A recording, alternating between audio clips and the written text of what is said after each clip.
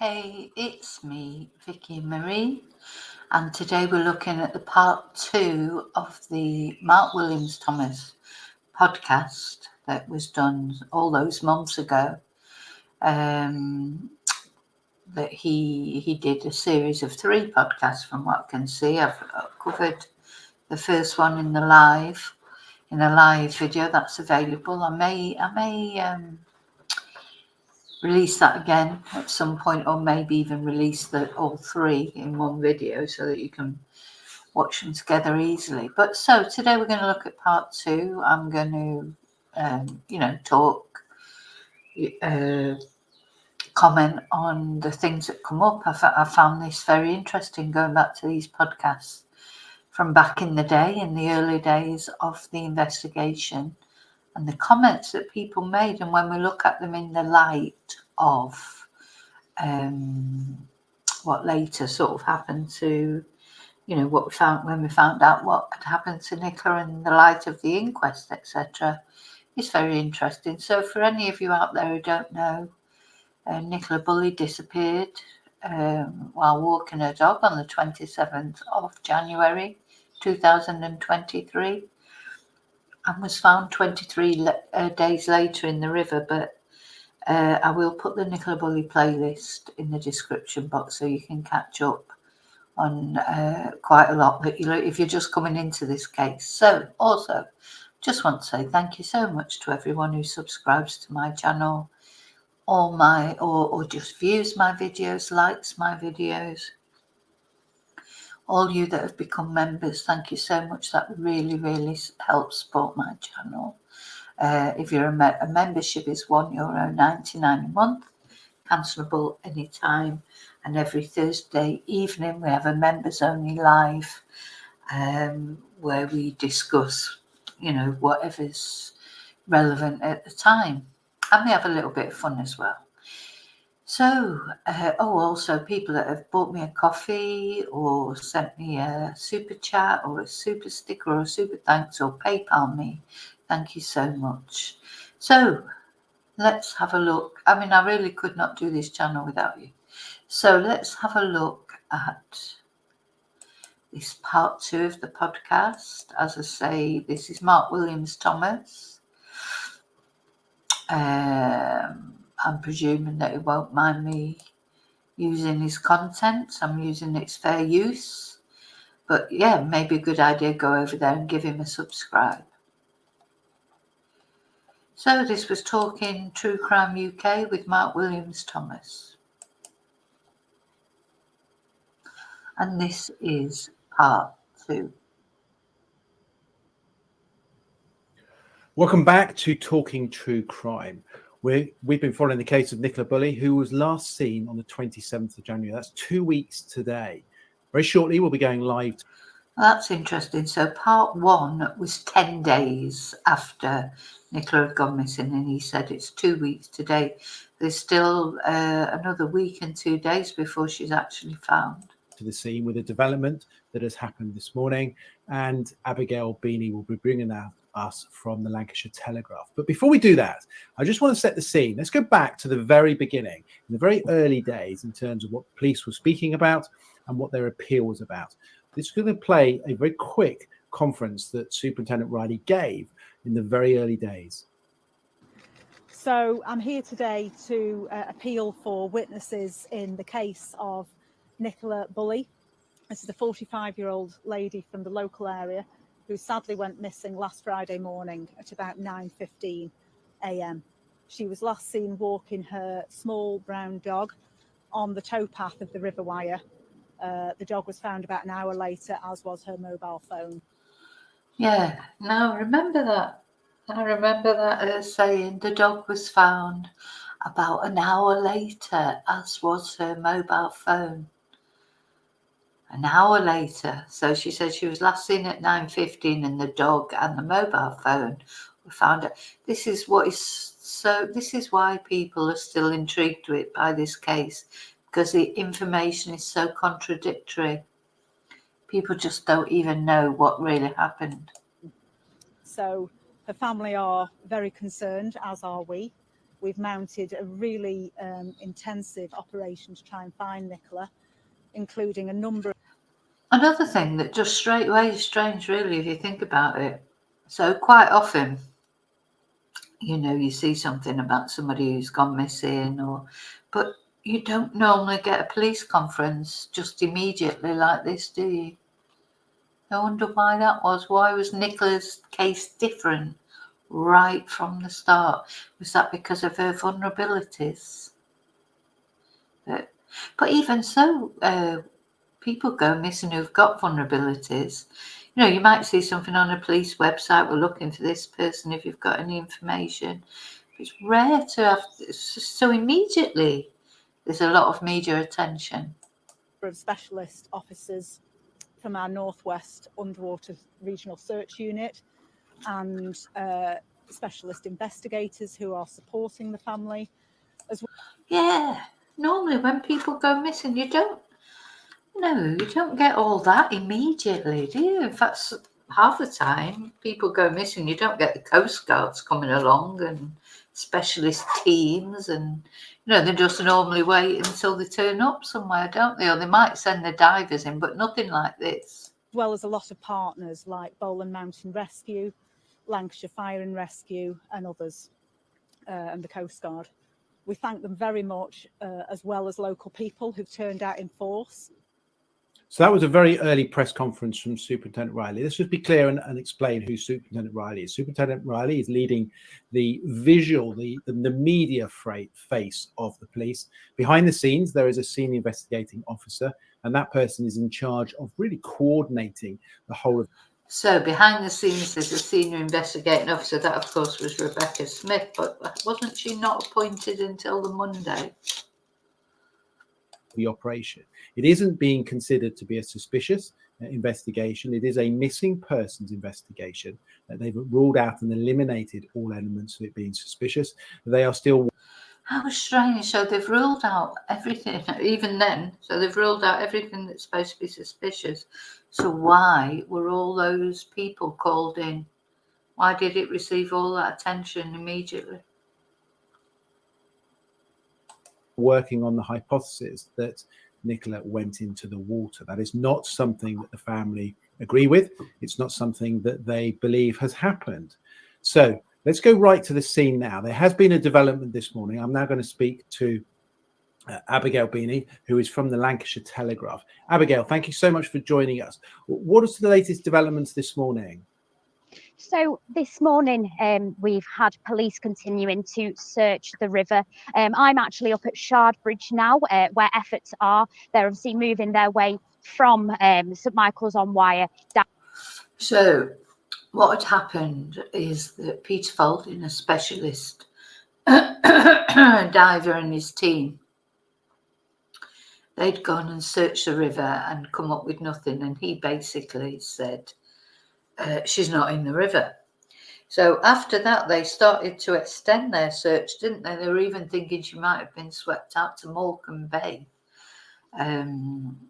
which at the time I remember thinking, well, how could that have happened? But anyway, it was a possibility. So they extended their search down to Morecambe Bay, where they are just trying to follow and hopefully find some trace of Nicola in the water.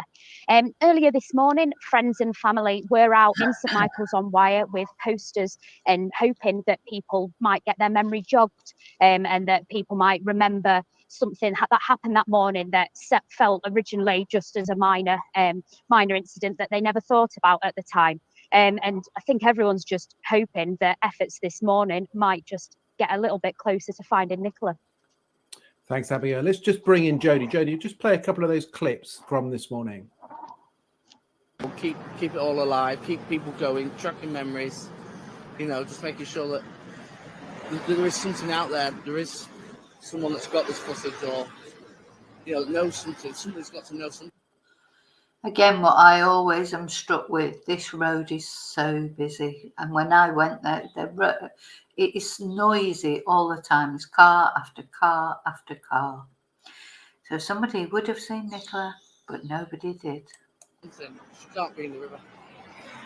So I guess it's just if you were in and around the area of St Michael's on Weir.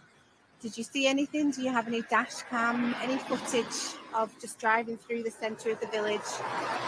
Please get in touch with the police. You may think it's, you know, it's not important, but let the police decide that. Abigail, so this is a massive story. This is a story that has gripped the attention of the world, and so much so that even we've got some followers from Canada who have joined us. How big a story is? Yes, same here. Followers from Canada, America, Sweden, all over the world. Wonder why? Why has this case grabbed everyone so much? I think it's the mystery of everyone of it all. This for the people of Lancashire. This is a really big story. I mean, St Michael's on Weir is a small little remote village in Fylde, and people just don't expect crime to happen or anything like this, a missing person of this sort of volume to happen in such a small village. It's really gripped the nation as a whole. I think the circumstances are just so unusual. You know, she's a loving mother of two.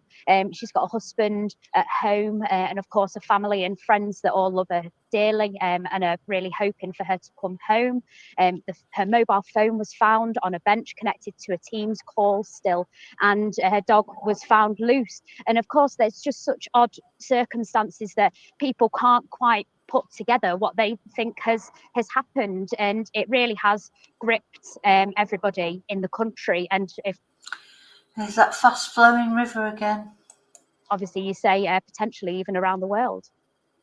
And of course, one of the reasons why this has gripped people's attention so much is because people just don't know what's happened. You know, there's this view that the police have come up with, which is their working hypothesis, is that she's fallen in the water. And of course, there have been searches both by the police, mountain rescue, fire and rescue, and indeed Peter Faulding from Specialist Group International joined them this week to try and help them and use his advanced technology, sonar technology.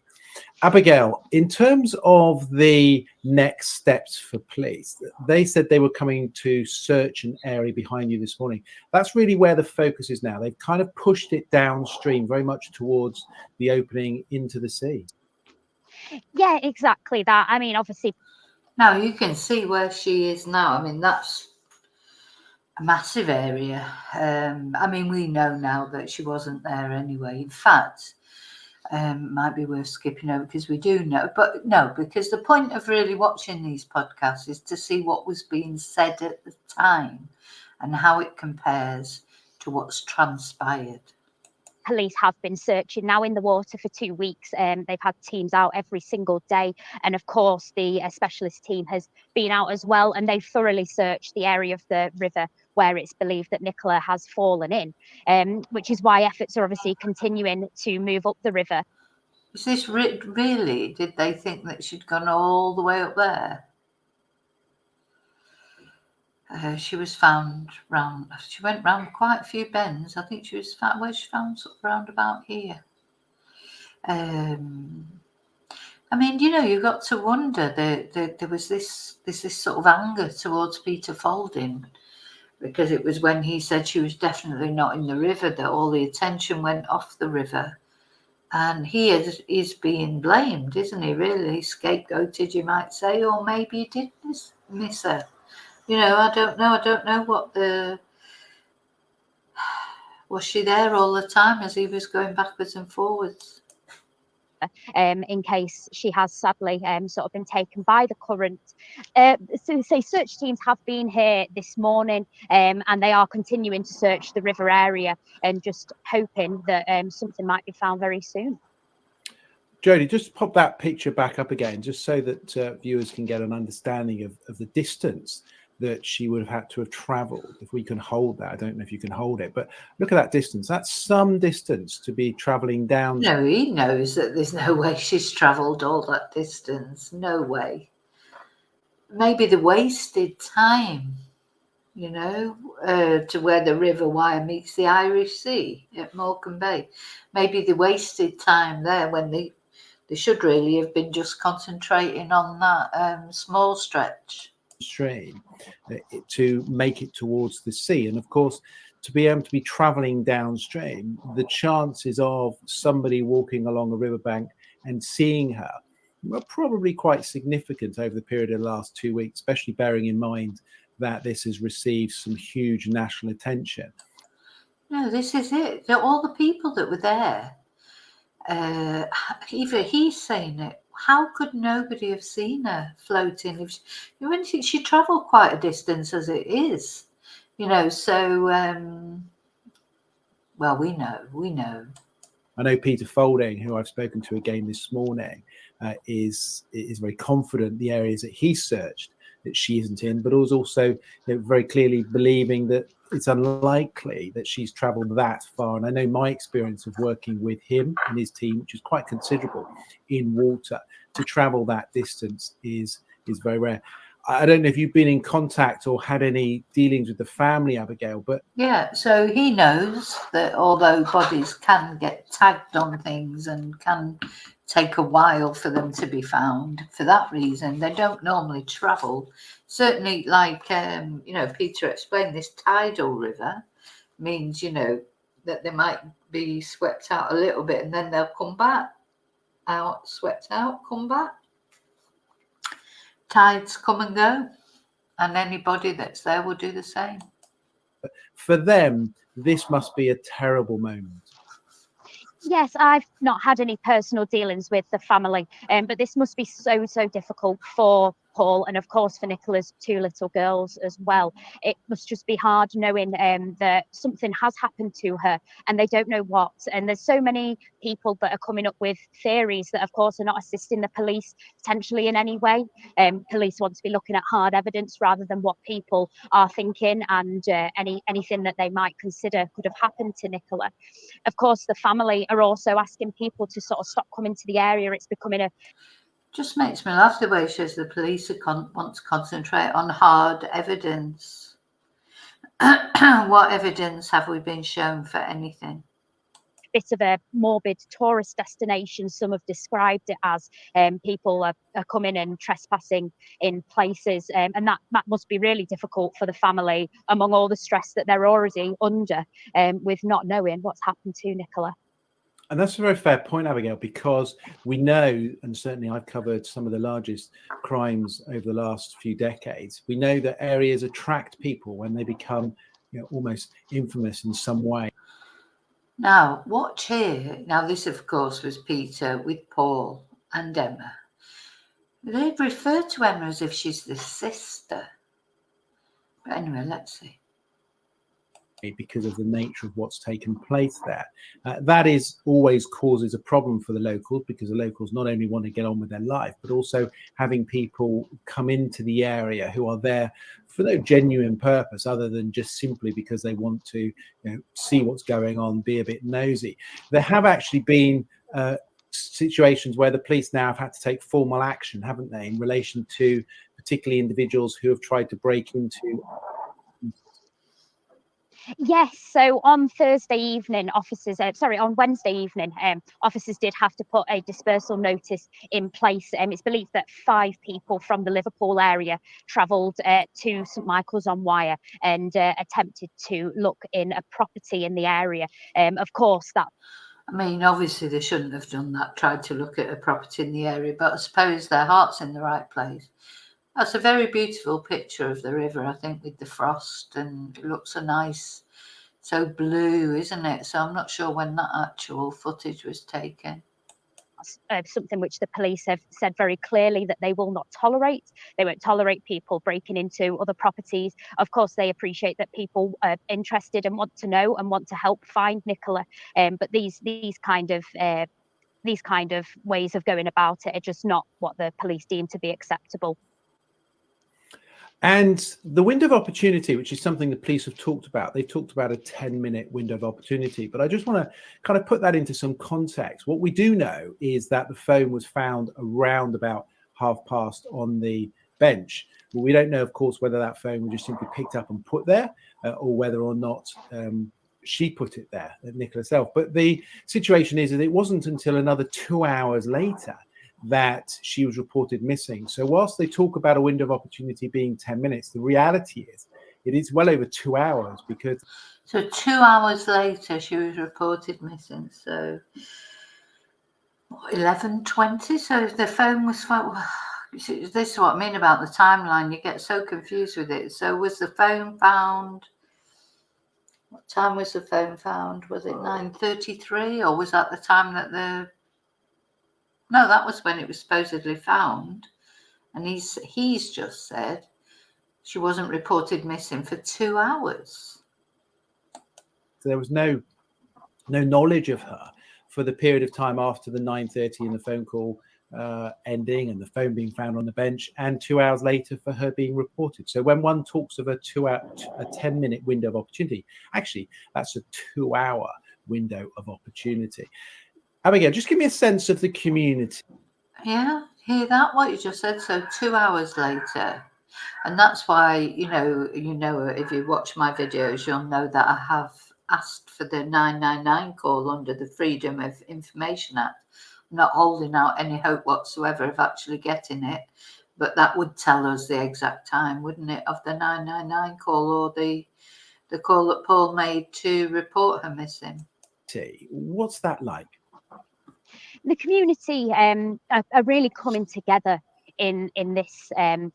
It's really, everyone's come out and they're trying to do their best and trying to do what they can while also assisting the police. The community seem to be thankful for everything that the police have done and their efforts. So there's Paul. I think he went a bit overboard with the old Botox there. Now, it doesn't seem to have a bruise there at all. I'm trying to think when this was. Was this before his interview? Anyway, I don't know.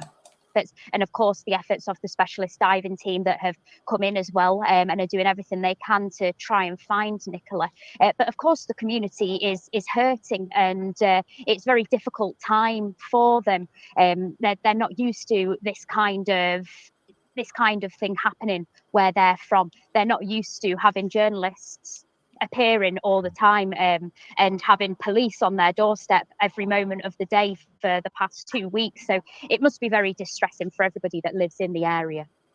Absolutely. Well, stay with me, Abigail. I just want to talk a little bit about Peter Forney, the group. They came in today. Peter offered his help initially to Lancashire Police. Now, no. hear that? So Peter offered his help initially to Lancashire Police, who said no. These are all the little things that this is why it's good to look over these things. Let's hear him say that again. Happening where they're from. They're not used to having journalists appearing all the time and having police on their doorstep every moment of the day for the past 2 weeks. So it must be very distressing for everybody that lives in the area. Absolutely. Well, stay with me, Abigail. I just want to talk a little bit about Peter Fording and SGI, the group. They came in today. Peter offered his help initially to Lancashire Police, who said no. And then he was in contact with the family, who urged him to come up. And there was coordination between the family and the police. And as a result, Peter brought his highly experienced team up. Yeah. So according to Mark, who's a very good friend of Peter Fording, according to him, that's what he said in the video in the first podcast. Peter offered his services to Lancashire Police. They said no. Why did they say no? And then he was in touch with the family, but he sort of fudges over that a bit. How did he get in it? Did he contact the family? Did the family contact him? I mean, Emma said, she said, we contact, it's what I mean. You can't get a straight answer. You can't get a definite thing. What happened? And now Mark Williams-Thomas there is saying as clear as day that Peter offered his services and that Lancashire Police said no. To the area to do some searches. He has done some searches. It took him a number of days, and ultimately they were unable to find Nicola in the areas that they were searching. One of the people that he was very closely in contact with was the partner and also the sister. And this is the partner coming back to the scene to speak with Peter. Now, the partner and the sister. That's not the sister, that's Emma. Well, I was with Paul and the Nicola's sister husband today, and obviously extremely sad and upset. And Paul wanted to have a look at the potential entry point, where the phone was found. And I took him along, and that was quite emotional, to be honest with you. He's in tears. It's not a nice thing to do, to sit with a sort of a grieving family. Really, it's quite upsetting, and I had to sort of hold back the tears a bit at some stage. It was not particularly not a thing I enjoy doing, but unfortunately I have to do it quite a lot. And we chatted. He was here about 4 hours with me today, because we completed our searches. So we were just generally chatting about things, and about Nicola and everything else. And obviously that's a personal thing, but we're just trying to get to the bottom of everything. One of the things that always occurs in a major incident is, particularly where a family involved, is the police will put in what's called a family liaison officer. They really were born out of the James Bulger abduction, where... That's interesting. I didn't know that the family liaison officers sort of were more or less a result of the James Bulger kidnap and murder.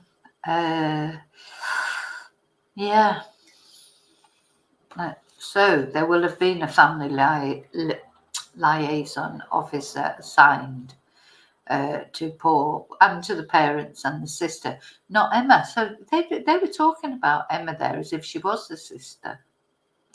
And very much there was a need to coordinate with the family through to the police. So I know that there are family liaison officers working with the family, and they are there as a direct contact, really, between the senior investigating officer, so the person leading the police investigation, and the family, because there is a need, obviously, to share information back and forth between both parties and to glean information.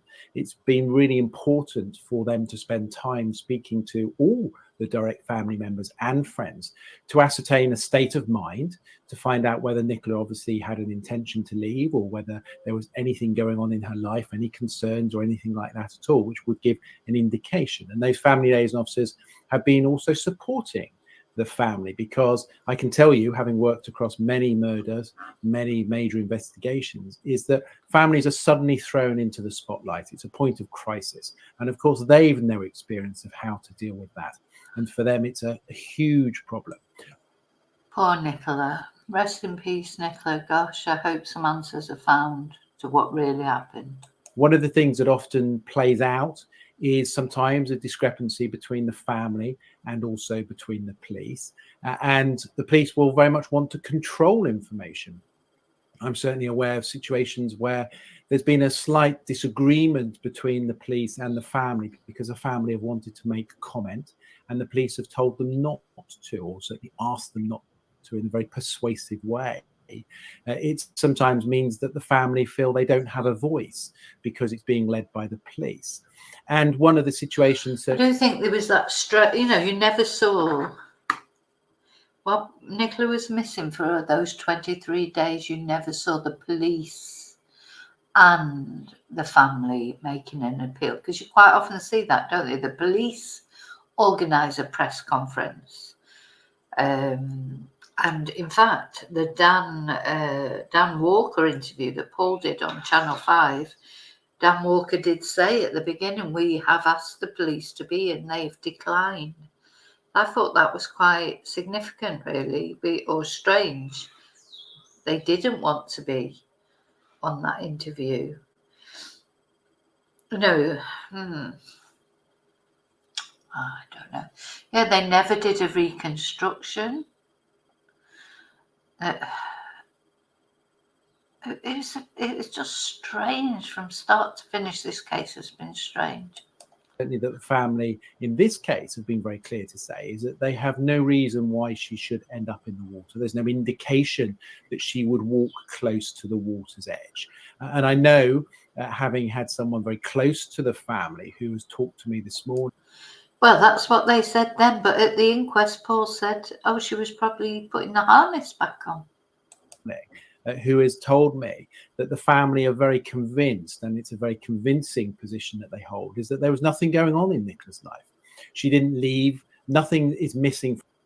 There was nothing going on in Nicola's life. So he said he's spoken to someone from the family that morning, and they said there was nothing going on in Nicola's life apart from, the alcoholism and depression and menopausal wreck that was horribly said about her. From the house, no passport, no money's been taken, no clothes have been taken. She had every intention to come back. She booked a spa day, or intended to go on a spa day with her sister. So everything was organised for the future. There wasn't any indication that she had any thoughts of leaving. And in fact, the family are very clear from their point of view, is that I do not like this when they keep saying the family. Who is the family? When they say, the family are clear that, what do they mean? Paul there? Do they mean Louise? Do they mean Dr. Nerney? Who do they mean? Or do they mean all of them? Are they all speaking in unison? There's no way that she would have left, and that therefore, if she's not in the water, which is obviously the police's hypothesis, then there has to be a suspicious third-party element to this. And that is particularly, I think, where their focus and thoughts are this morning. They're very much wanting the police to continue with the search, to search the land, to start searching properties, garden sheds, outbuildings.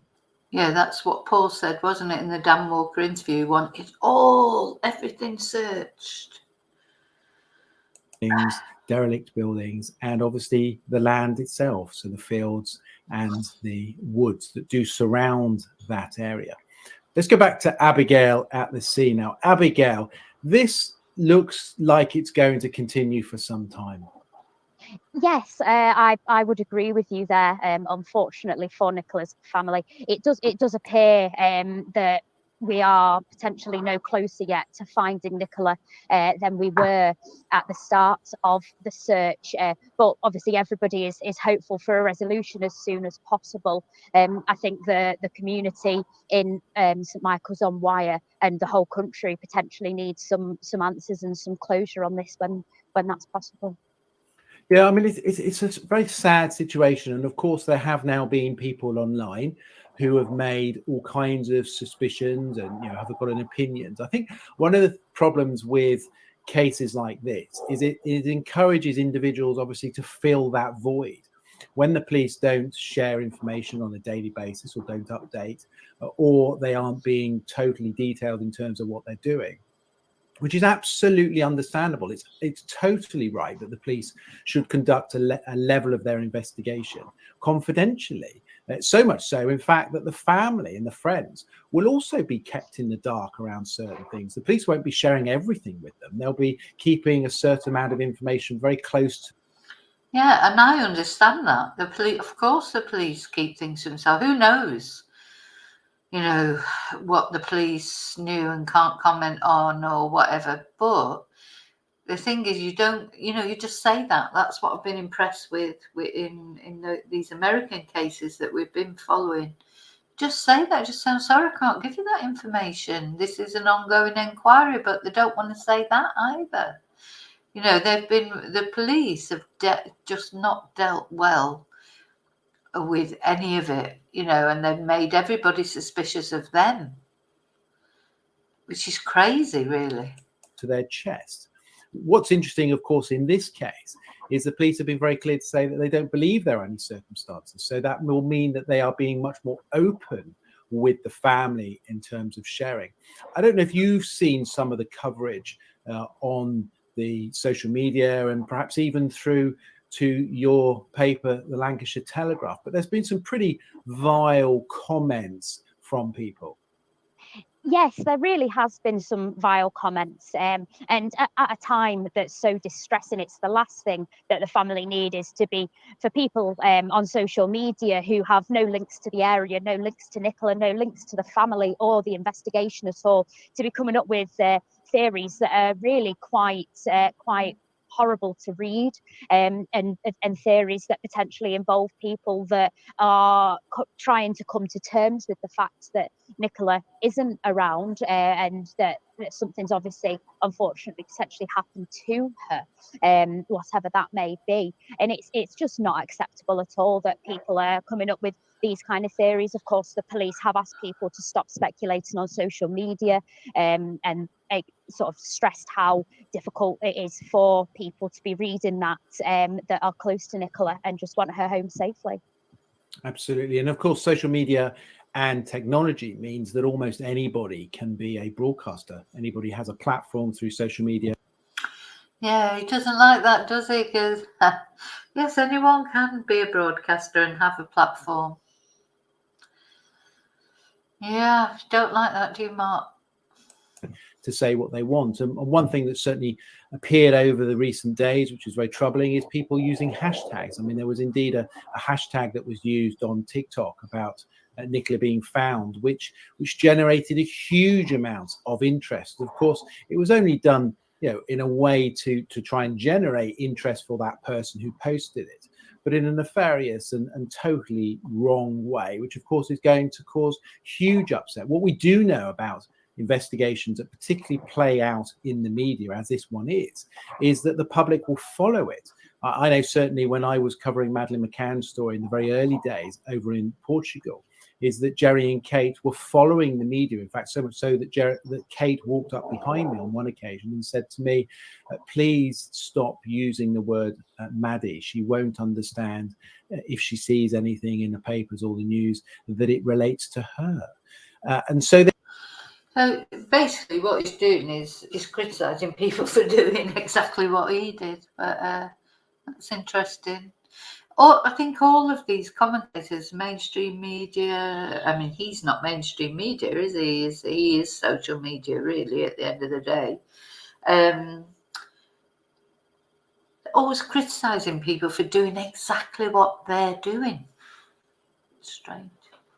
They do follow it, and certainly they'll be watching the news headlines, they'll be watching and reading the newspaper coverage, and I know that certainly they'll be watching this evening's coverage on Channel 5, which I will be going to myself very shortly, who are doing a special in relation to this case. Some people will ask the question, why? So this must have been just before he mentions the Channel 5 special. So that must have been that evening. Why are you covering this when there are so many other missing people out there? And of course, they've got a fair point. But of course, not every case can be covered. There are some that grip the attention far more than others. And sometimes that is simply in relation to the individual, their ethnicity, where they come from. And whilst that might be uncomfortable for some to hear, it is very true.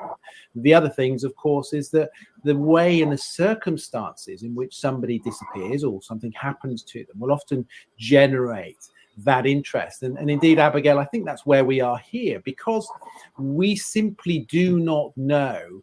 People don't just vanish, but we just don't know what's happened to her, which has caused people to become so fascinated with this case. Of course, people don't just vanish into thin air.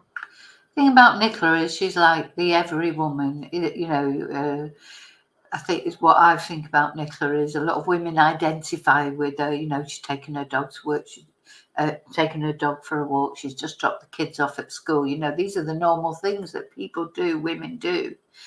And then I think men have this protective, probably because she is attractive. She's got that very gentle look about her. Men have like a protective sort of feeling about her. It is strange. I mean, she has just because she's got that lovely sort of nice gentle face. I think that's why it's captured people, men and women. But yeah, it is strange. Some missing people don't capture the attention for the same reason, for whatever reason, I should say. We just don't know. But and then every now and again somebody comes along and really captures people's attention, because obviously children always capture people's attention just for the fact that they're children. But adults, it's quite complex. As you've just said, it's a very captivating case, I think, for people that have been reading and following along with updates from ourselves as the media and the police as well. The circumstances, as we've said at the start of this video, are so unusual, with her mobile phone being left still connected to a Teams call with work, with her dog being left and with the harness off and the lead off. I think that the circumstances in this case, she's a loving mother of 2 little girls at home that desperately want her home. She's got a husband, she's got friends, and she's got family that all miss her dearly. And of course, I think that is potentially what has captivated the nation a bit more. They've not considered that something like this could happen to somebody like Nicola. Absolutely. And of course, Lancashire Police themselves have said it's a very safe area. You know, I've been slightly critical of that because even the safest of areas, crime happens in. And in particular, you know, sometimes the sleepiest and the quietest of places do be. See that river, how still it is. Gosh, these are those. Oh look, there's 3 men in black there, 3 fishermen. What did I want to say? I think he's right. I think sometimes police don't expect things to happen.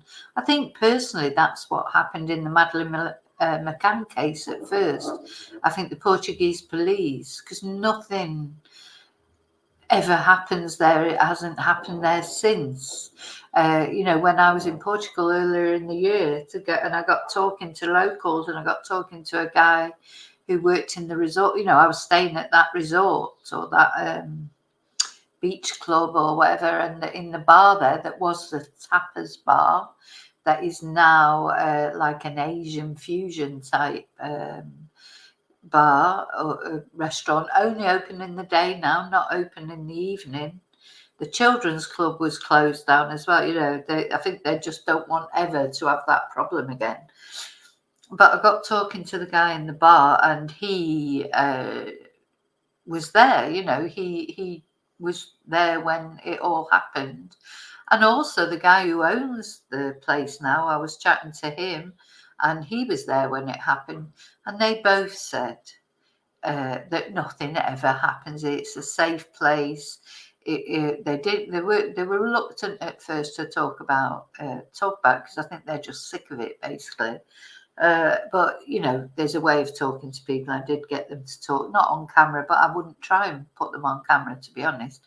But anyway, so they did talk about it, and that is what they said. They said, you know, nothing, it's very quiet here. There's never been anything like that before that, never been anything afterwards.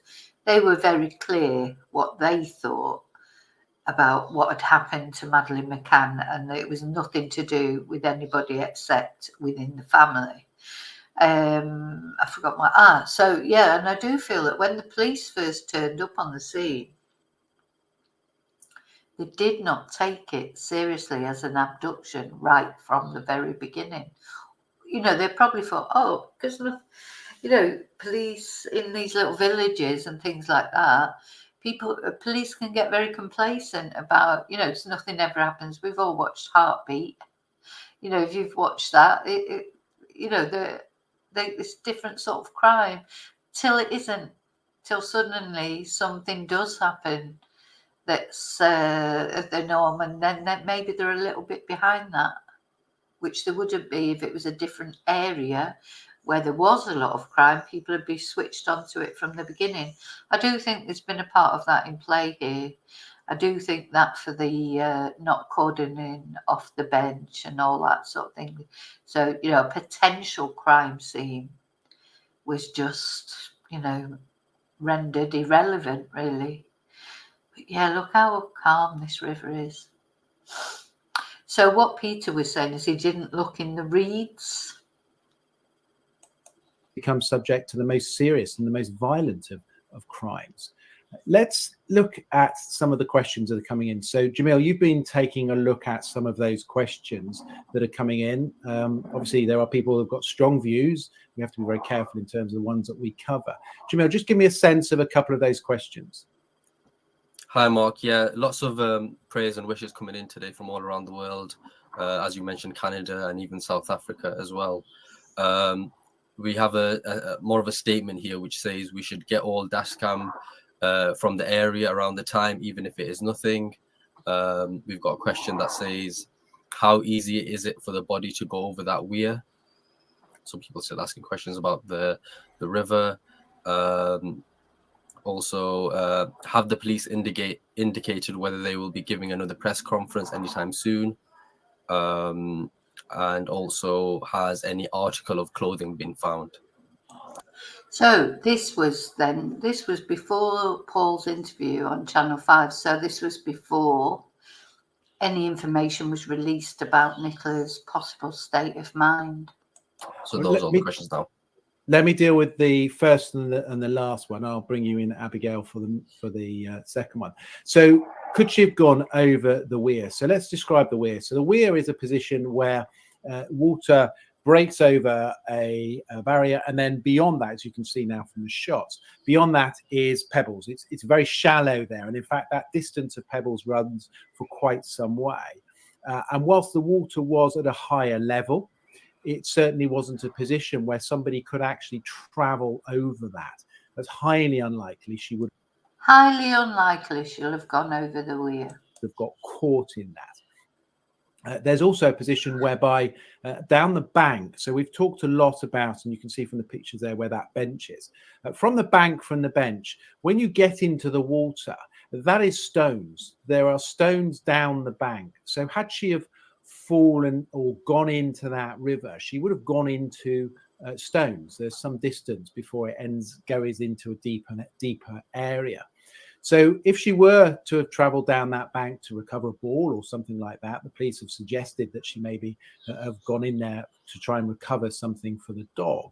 Of course, they don't know that. That's total supposition. Because the dog, of course, can't tell them anything. Imagine if it could, so many in these circumstances, when you've got either young children there or animals there, if they could only speak, you would be able to solve many, many more crimes. Of course, that's not reality. So you have to piece it together themselves. But I know, speaking to Peter, he says very clearly that it's highly unlikely that she would have been able to fall into the water from that bench area because there were stones below. Yeah, and the thing is that no, dogs can't speak, but they do speak in a different way. And I think if you've watched my videos, you'll know my opinion on that. I think Willow would have jumped into the water because Willow was a dog who liked water. Some dogs would never go in the water because they don't like water. Willow was always in the water. Or if she wouldn't have gone into the water, she would have sat on the bench and sat on the bank and cried because her mummy had disappeared into the river, and she would know that her mummy was having problems, being swept away, and Willow was dry. She had not been in the water. So she does speak, although she can't speak in the way that we think. She speaks in a different way. There are things that from the dog's behaviour. Dealing with a point in terms of clothing, no clothing has been found in relation to any of the searches in the water. Abigail, in relation to a press conference, we had one yesterday, but have you any information that there's likely to be another one today ahead of the weekend? We have had information from the police, and there isn't going to be a press conference today. So we won't be receiving any more information from the police directly that way. Of course, there might be updates that come through the media team and are reported, but no press conference expected. Just before I go back to you, Jamil, Jodie, can you just have a look at the press conference, the last press conference? I just want to play the clips where Superintendent Riley is talking in terms of the levels of inquiries, the 500 outstanding inquiries and the 700 drivers they're trying to trace. Jamil, any other questions?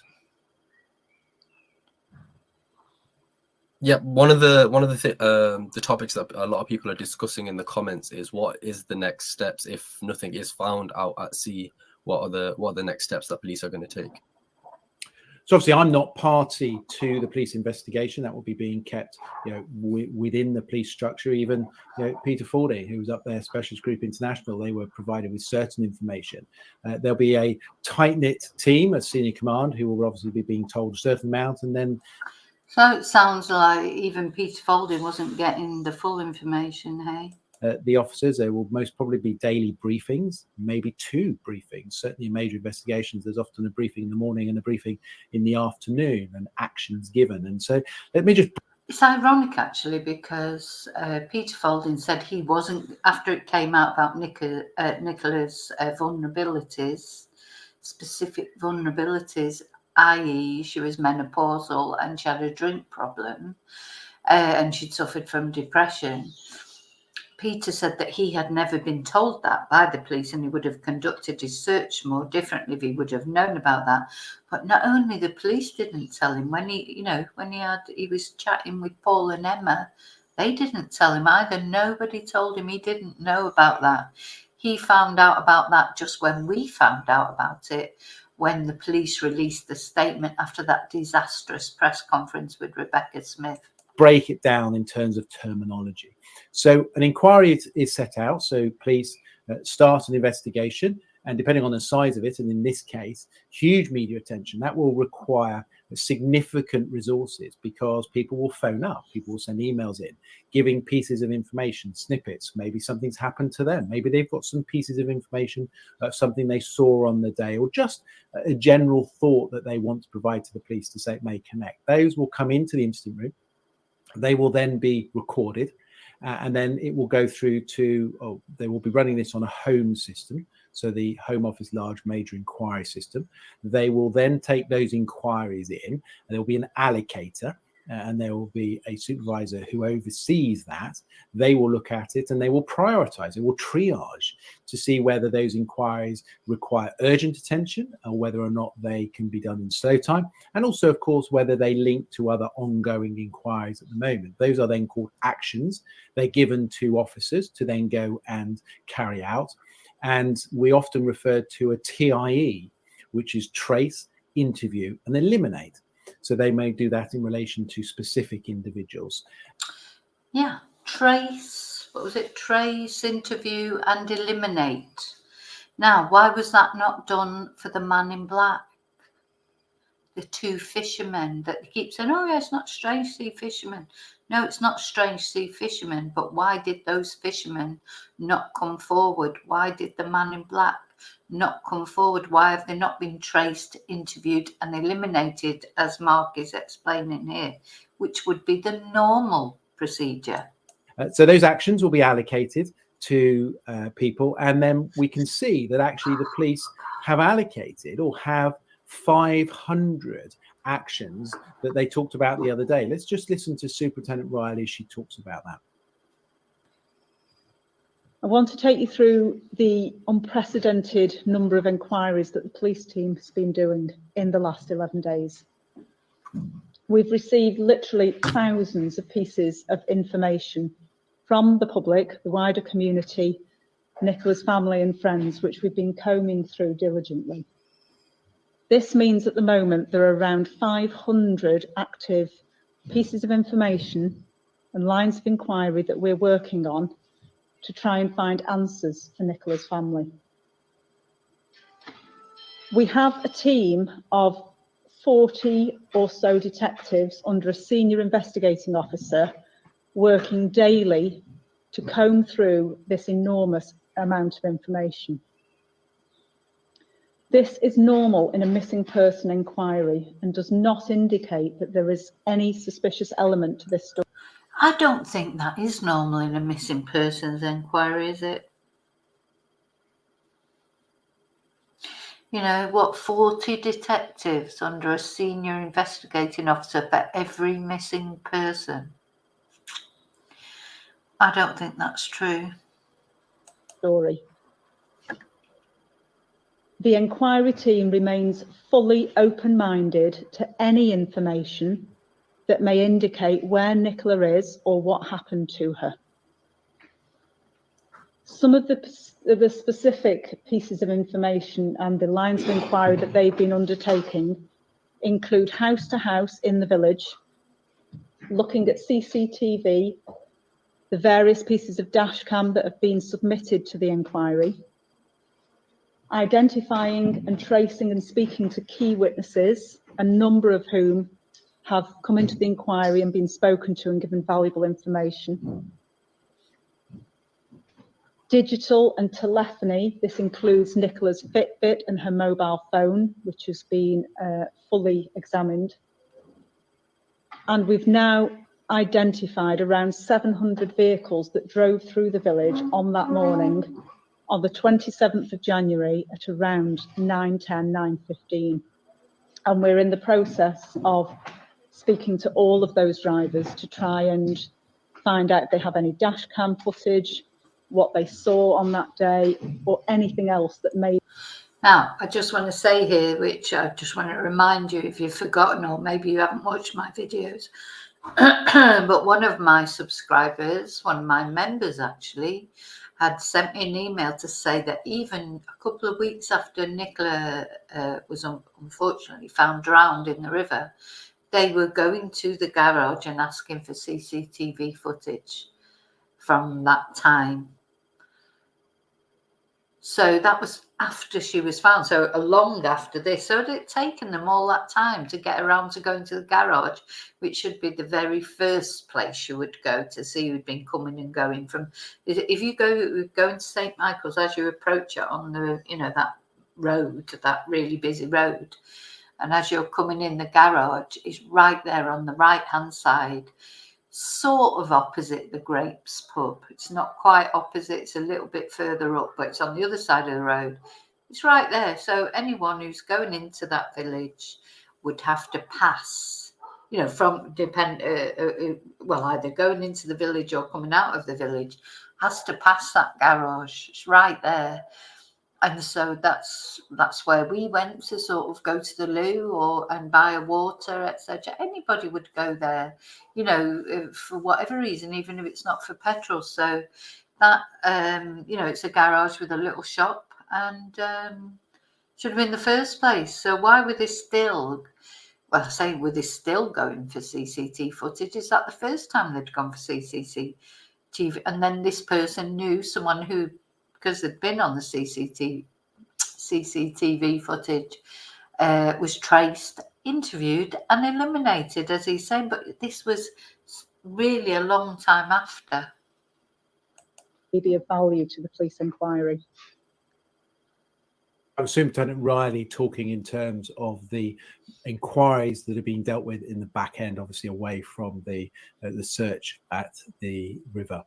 So one question Nikki Harper has asked is it likely another police force would be brought in? Well, Superintendent Riley's talked herself in terms of the fact that there's been a peer review by the National Crime Agency, have looked at it and considered that they are doing the right lines of inquiries. This will continue. There will most probably be another review at the very short. No further action. It was what they review it a million times. There'll be no further action. Lessons to be learned. We're awaiting this investigation result, aren't we, sometime in the autumn. He did say in September originally, when they were talking about originally, it was supposed to be September. Now suddenly it seems to have turned into November. Will we ever even see it? Short period of time, probably almost, it's normally about 2 weeks. So there will be another one which will take place. There will be a senior investigating officer, possibly externally, but certainly internally, who will be looking at this to consider whether or not there are lines of inquiry that have been missed. And I still don't know what this is here. This picture, what is that? Somebody's just left a lead there. Very easy, because it's very easy when you're a senior investigating officer to become totally engrossed in what you're doing and perhaps slightly miss some of the other elements. You become potentially quite subjective in terms of what you're looking at. Of course, that's not what they're trained to do, but it's inevitable sometimes that as a senior investigating officer, you form a hypothesis and then you look down the route looking for that. And sometimes you is he having a little dig at Rebecca here? May miss other elements that come into it. So peer reviews are really important. Gone are the days where they would refer to bringing in New Scotland Yard, the great train robbery. Oh, let's bring in the New Scotland Yard. All police forces now have very experienced senior investigating officers. They all go on the senior command course, and they are very experienced in dealing with major crimes. Some forces better than others, undoubtedly, in terms of the types of crimes that they will deal with. And Lancashire is one of the very smaller ones. There's no doubt about that. Major crime to them is far less frequent than it would be perhaps to a home counties force such as Surrey or the Metropolitan Police or Greater Manchester Police. But they still do have serious crime, and of course police forces communicate with each other. The senior command course is of the same structure, so individuals, whatever police force you're going from, you are gaining the same experience as officers from the larger forces. So it's very easy for people to say, Lancashire have got this wrong. Lancashire have got something wrong. There's no doubt about this. There are some learning curves for them, I think, particularly in relation to the way that they've given their messages out and handled the media. Oh yeah, they've handled. Well, they haven't. That's it. The handling of the media has been awful. But overall, they've done a very good job. They are certainly working tirelessly. First thing they did wrong was not take it seriously, not cordon off this area, not, the phone. They gave the phone back to Paul to take home. I don't know what they did with the lead. I presume they gave that him back to take home. I don't know. So, but to me, the very first thing that they did wrong was not immediately after that. They'd had the report that the phone had been found. I know people had already touched it, etc. But at least then it could have been cordoned off and maybe something. Even the dog could have been tested, I've seen cases where they do test the hairs on the dog. You don't know now with DNA. DNA is a game changer. So the first thing is DNA, isn't it? See what DNA you can pick up. It may come to nothing, but it should have been collected. To try and get answers for Nicola's family. Off the harness, DNA off the harness. Terms of what's happened to them, and sometimes this takes time. There's nothing obvious on the plate for them. They've come up with a hypothesis. That's what they focused on. I think we're seeing now that will probably run its course, and we'll get to a position whereby they haven't been able to find Nicola's. I just hope that at that point that they look round and say, well, maybe we got that wrong. That's very unlikely with police forces. One of the criticisms I apply to police forces and senior officers is that reluctance to say, maybe I got it wrong, and actually, maybe we need to look somewhere else. That's very rare within police. Well, we could tell that Rebecca didn't want to say that. She was very defensive at her press conference. Definitely, she just didn't want to think about it in a different way. These forces, and of course, nobody in any circumstances really wants to admit they've got it wrong, because that's a very hard thing to do. But what a good thing to do. I'm always critical of individuals, and I will always give praise to senior investigating officers who turn around and say, actually, probably went down the wrong path there. Maybe we got that wrong. So there's a television program. Yes, exactly. And reading between the lines, he's being quite critical there, isn't he? At the end of the day, people do get things wrong. New information comes to light. And, my own personal feeling is right from the word go, they were wrong-footed by the information they were given by Paul. And she even said that at the press conference. They were told of her vulnerability. His first words to Anne-Marie when she phoned him, Anne-Marie Fletcher, when she phoned him, was, oh, well, she's been struggling. He was straight away, the seeds were there. That is what I think. And Rebecca didn't have the grace to say, that she may have, not her, but, because don't expect people to be perfect, do you? We all do things wrong, or we go down the wrong avenue or whatever, and it's not a bad thing to admit you were wrong when you're faced with anyway, of course, in the end, because Nicola was found in the river, the police are saying, oh, look, we were right all along. Tonight, Channel 5, I'm very shortly heading up to London to be on that. I know that Peter Folding's there, and there will also be an involvement from very close either family or friends who are going to be talking. It has hit the news worldwide. This is a story that will keep going on, and hopefully very soon the family will get some answers. Of course, they're the ones that are living with this torment and this pain every day. Abigail, thank you so much for covering this. I hopefully will get you. Okay, so that is part 2 of the disappearance of Nicola Bulley podcast from couple of months ago. Well, you know, it's from February. She went missing on the 27th of January. That podcast was made. He said she'd been missing exactly 2 weeks. It was the day that Paul did the interview with Channel 5, or the day that it came out on the TV. He was on his way up to London to take part in it. Peter Folding was taking part in it, but the police declined to comment. Yeah. So I will be looking at part 3 very soon. Just do them bit by bit. There's, you know, I think I found some interesting podcasts. It's interesting. Some of them, I've never seen that before.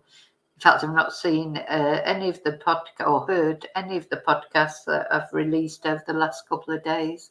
And now coming up to Nicola's, it's Nicola's birthday on the 12th of October. This will be going at, well, I'm recording this on the 8th of October.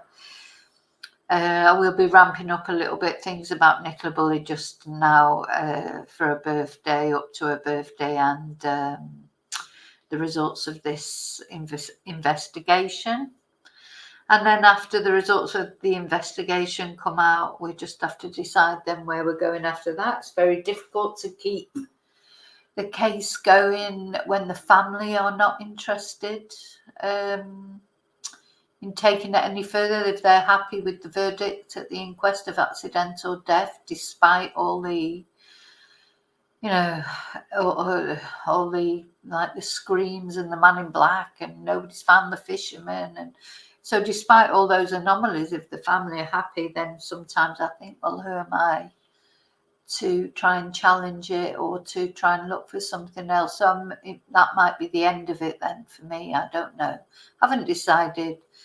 Because as you know, I get a lot of criticism for doing Nicola Bulley sometimes, but then also I get a lot of criticism if I don't do anything about Nicola Bulley. So it's so divisive. Some people want more information, other people say move on, and actually get quite nasty. So anyway, so thank you for watching.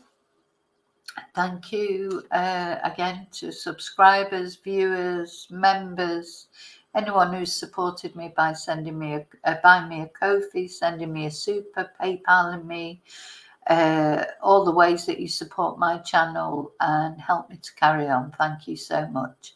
And I will see you very soon in the next video. Remember to live and love carefully. Don't walk close by to rivers, and may your God go with you. Thank you. Bye.